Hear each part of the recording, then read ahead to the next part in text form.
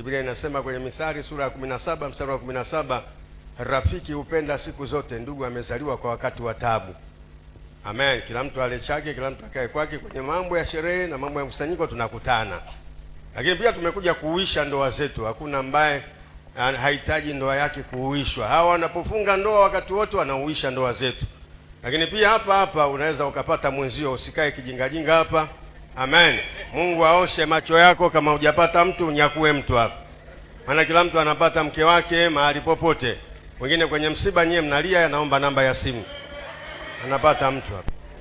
Amen. Wengine wanalazwa hospitali, ndiko anakopata mke huko huko. Kwenye ajali mnasikitika, anapata mke. Kwa hiyo Samueli alimpataje? Kwenye msosi. Maisha yanaendelea, kila mtu atapata mtu wake kwake. Hapa nimuite mke wangu, Dr. Rose. Karibu Dr. Rose, njoo tuzungumze kidogo. Nimeoa Plado hiyo, sio kiriku huyu, bonge la mtu. Uone raha ya kumuonyesha mke, au sio wapendwa? Kama umeona jamani, hongereni akina Anderson, nimeleta mwanamume handsome boy. Angalia mwanamke alivyo mzuri. Unaona raha ya kumuonyesha huyu mke wangu, sio huyu mwenzangu. Mwezi unaimba naye kwaya. Huyu mke wangu, unaona raha. Hawa wakipata kitoto kila mtu anakipokea kwenye gari. Nipe wabaya, tuliishia mwaka wa 70. Watoto wa leo ujue mwanamke yuko wapi, mwanamume yuko wapi. Ndoa nyingine ni utalii. Huyo ndio mke wangu, Dr. Rose.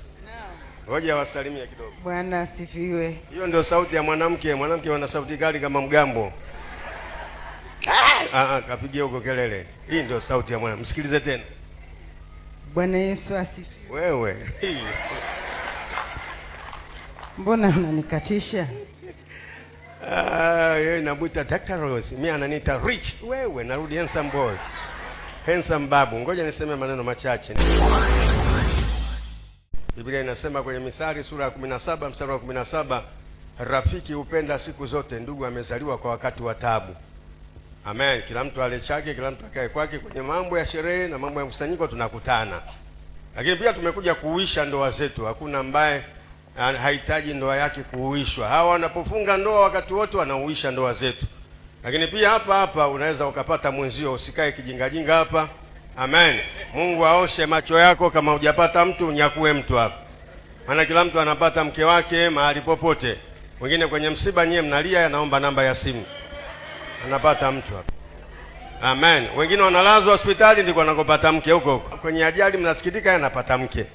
Kwa hiyo Samueli alimpataje? Kwenye msosi. Maisha yanaendelea, kila mtu atapata mtu wake kwake. Hapa nimuite mke wangu, Dr. Rose. Karibu Dr. Rose, njoo tuzungumze.